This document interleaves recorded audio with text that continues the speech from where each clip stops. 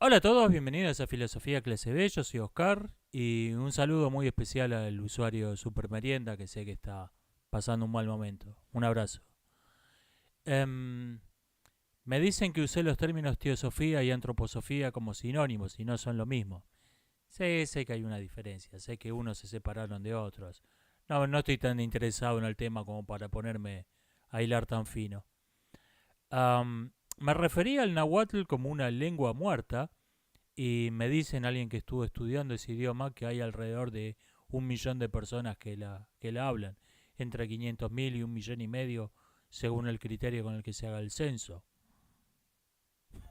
No tenía la menor idea. Francamente no tenía idea. Me comentan que eh, hay un montón de palabras que no tienen, palabras modernas que se han incorporado porque no había palabras en nahuatl que significasen teléfono, computadora, ferrocarril, y que Moctezuma dudosamente entendería un carajo si le hablan en el nahuatl de hoy. Es lo propio, lo típico de una lengua viva. Esto es típico, esto es propio de una lengua viva. Cuando alguien insiste en hablar en una lengua muerta por motivos religiosos o ideológicos, se ponen a hablar en el siglo XXI en latín, en hebreo, se encuentra con un diccionario lleno de palabras que no le sirven para nada y que le faltan 1.000 palabras que necesita. Esto. Ir cambiando constantemente es propio de una lengua viva. Am, Alguien dice que le causó gracia que hablé de la misoginia del reggaetón, que le pareció que estar oyendo eh, al Huffington Post o algún de ellos, pero entendió que yo de lo que estaba hablando. Sí, no es una terminología que suele usar, pero me pareció correcto para referirme al modo en que son tratadas las mujeres en el reggaetón, me pareció que era la expresión correcta. Am, Hay algo que se llama postureo moral. Y está muy mal visto, pero raras veces se define con precisión. Yo me puse a pensar en esto. ¿Qué es el postureo moral? Hay veces en que lo que es éticamente correcto es políticamente correcto. O sea, por decir o hacer lo correcto, le vas a caer bien a los tipos que tienen el poder de turno, vas a repetir el discurso que está puesto, que se está tratando de alentar, o sea, vas a tener una recompensa. Y otras veces no. Otras veces por decir que el pan es pan y el vino vino, te van a dar la cicuta. Y el postureo moral consiste en decir lo correcto cuando esto tiene una recompensa y callarse cuando no sale gratis, decir la verdad, decir lo correcto. Esto es el postureo moral. Y cuando alguien dice algo que en sí no nos parece correcto, pero lo dice sabiendo que no le va a salir gratis, por ahí esa actitud nos cae mejor que no su mensaje. Qué sé yo, alguien entra en Facebook y dice, ¿cuántos judíos hacen falta para cambiar una lamparita? Eh, por ahí los 80 antisemitas no me caen muy simpáticos, pero alguien que entró a una red social, propiedad de un tipo llamado Zuckerberg, y se puso a contar chistes de judíos, te está dando la pauta de que se le ayuda a ser políticamente correcto. Y por ahí este tipo va a decir algo que no sale gratis decir cuando sea un asunto importante. Entonces por ahí los chistes sobre cuántos judíos hacen falta para cambiar una lamparita, por ahí no me caen muy simpáticos, pero me va a caer simpática esa persona. Y, y viceversa, cuando alguien entra en las redes sociales, vamos a hablar en contra de la objetificación de las mujeres, de la cosificación de las mujeres, y vamos a hablar, el reggaetón es algo muy malo porque muestra a las mujeres como si fuesen adornos de lujo, lo mismo que las cadenas de oro de estos cantantes de décima, y eso está muy mal. Ese postureo me cae mal, aunque estoy de acuerdo con lo que está diciendo. Aunque estoy totalmente de acuerdo con lo que está diciendo, me cae mal el tipo que se pone a decir eso. Porque que sé que lo está diciendo porque es gratis. O incluso le va a llevar algún beneficio. Como mínimo gratis. Y lo que importa es decir. Lo que importa es decir las verdades cuando no te sale gratis. Ahí es donde importa realmente. Um, Me he perdido. Um, la iluminación es culpa del patriarcado, me dice. No, me gusta grabar con luz natural, pero esta semana no ayudaron ni los horarios ni el clima en Buenos Aires. Han colaborado mucho. Estoy con una lámpara que me regalaron unos amigos y otra iluminación secundaria, haciendo lo posible. Um, Mitos sobre la Edad Media, me piden que podría hablar del tema. Hay uno que hay uno que me parece que es el más importante en la filosofía, ¿no? De muchos mitos históricos. Que fue, la Edad Media fue una edad vacía de pensamiento, fue una edad estéril en la filosofía y en las ciencias. Y en el sentido en que no se cosecharon grandes logros, esto es verdad. Pero la Edad Media fue una época donde se desarrolló muchísimo todo el aparato conceptual, la valijita de herramientas que se va a empezar a usar en la modernidad. O sea, imaginen imaginen el pensamiento como un bosque lleno de manzanas. Uno va primero, toma las que están al alcance de la mano. Toma un montón de manzanas que están al alcance de la mano y después está las que no alcanzan. Entonces, no, vamos a tener que, para seguir cosechando, vamos a tener que construir escaleras. Se pone todo el mundo, deja de cosechar manzanas, se pone a construir escaleras y después con las escaleras cosecha un montón de manzanas que no alcanzaban antes. Bueno, la Edad Media fue la época de construir escaleras, porque todas las verdades que estaban al alcance de la mano ya la habían agarrado los griegos. Y había que ponerse a construir escaleras para agarrar verdades que no estaban al alcance de la mano. Y yo creo que la Edad Media fue eso. Fue una edad estéril en el sentido de que se cosecharon muy pocas manzanas. En ese sentido fue una edad estéril. Pero no fue una edad muerta, no fue una edad donde el pensamiento no progresó. Eso es completamente falso. ¿Qué pienso de libros como Padre Rico, Padre Pobre y similares?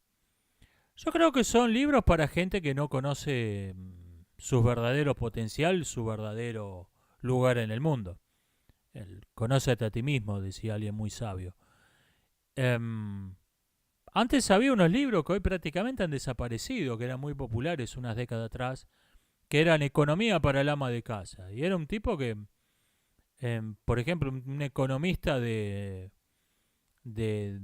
Harvard que escribió un libro de asesorando amas de casa y se volvió bestseller porque había millones de amas de casas a la que le interesaba.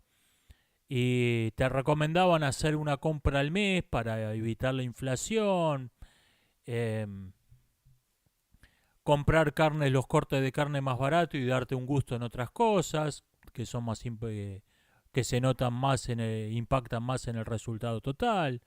Eran libros muy útiles, pero para gente que sabía que no iba a andar por leer este libro iba a andar en 2 meses en una Ferrari con anteojos oscuros paseando por la avenida principal. Sabía que era ama de casa y que en un año iba a seguir siendo una ama de casa. Entonces leía un libro que le resultaba útil, que le resultaba interesante. Estos libros son para gente que no conoce su verdadero potencial, que cree que lo importante es tener mentalidad de tiburón y con gente que no sabe lo que es hacer un balance, no lo que sabe lo que es un debe y un haber, está leyendo artículos sobre las fluctuaciones de la bolsa de Hong Kong. ¿Qué te puede importar las fluctuaciones de la bolsa de Hong Kong? Y eso crea un montón de gente que tiene la ilusión de saber sin saber un carajo. Y estos tipos son blanco fácil para estafas piramidales y sectas. Me preguntan por qué me interesan tanto las sectas. ¿Estuve alguna vez en alguna? Me enganché en una y coqueteé con varias. Me enganché con una y por suerte al líder local le caía muy mal y me echaron. Tuve suerte. Me hicieron el favor más grande de mi vida. Y, ¿se debe distinguir entre nacionalismo y patriotismo? Sí, yo creo que hay entre nacionalismo y patriotismo la misma diferencia que decía Ortega que hay entre ser pacífico y ser pacifista. El nacionalismo es una idea, el patriotismo es un sentimiento, es un temperamento. Alguien puede ser patriota porque le sale del alma. El nacionalismo es una idea, es una ideología política. Yo creo que esta es la diferencia. Um, Comentarios sobre el dilema del tranvía, muy interesante. No lo voy a leer en extenso, era muy largo. Yo creo que el dilema del tranvía es una verdad contraintuitiva.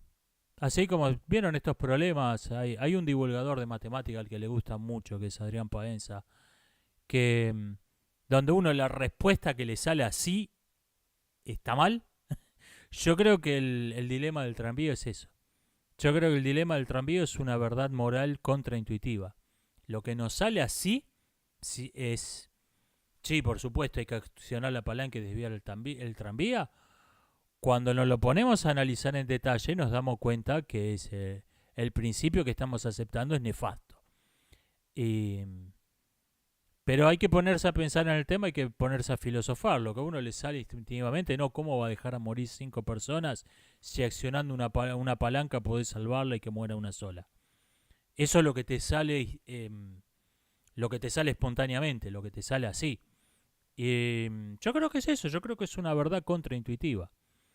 Que hay una sola respuesta correcta, yo creo que la palanca no se debe accionar. Y también comprendo el atajo mental, el razonamiento intuitivo que nos lleva a decir que sí, por supuesto que hay que accionarla. Hasta que, como los problemas contraintuitivos de la matemática, hasta que sacamos la cuenta, hasta que nos ponemos a pensar en el asunto. Hay en el rechazo universal a hechos como el holocausto, hay algo instintivo que es hay una razón hay una razón biológica evolutiva que es que tendemos a sentir empatías por los miembros de nuestra especie. Yo creo que esto es un elemento, pero no es el único. He visto estos intentos de reducir la moral a biología y no estoy de acuerdo. Yo creo que sí, la empatía es un asunto. Yo creo que sin el sentimiento de empatía por nuestros semejantes sería muy difícil construir una ética puramente racional, pero creo que no es lo único. No creo que se reduzca a eso, porque por ejemplo vemos en los monos que esa empatía se limita a los miembros de su manada. Los de otra manada los matan, los canibalizan, lo que llamaríamos canibalismo en humanos. No, yo creo que no es solo ese sentimiento biológico. Yo creo que hay algo que es ese sentimiento a través de la razón. Ese sentimiento procesado por la razón. Somos seres racionales, no solo somos seres sentimentales. ¿Qué pienso de la pantalla que quiere hacer Bill Gates para tapar parte del sol? Para revertir el cambio climático. Primero hay que experimentar. Primero habría que probarlo. A ver, el cambio climático no va a acabar con el planeta en 50 años, comparado con en contra. No va a tener efectos importantes en los próximos 50 años. Digan lo que quieran los chiflados como Greta Thunberg y otros alarmistas climáticos. No va a tener efectos importantes en un siglo. Entonces, hagamos experimentos de medio siglo. Probémoslo en Venus, probémoslo en Marte, hagamos un modelo teórico y después, si nos convence, pongámoslo en práctica en la Tierra. No, no es chiste ponerse a toquetear algo como el clima. Es algo muy impredecible con lo que no se puede jugar. Y voy cortando por acá. Nos estamos viendo, hasta la próxima.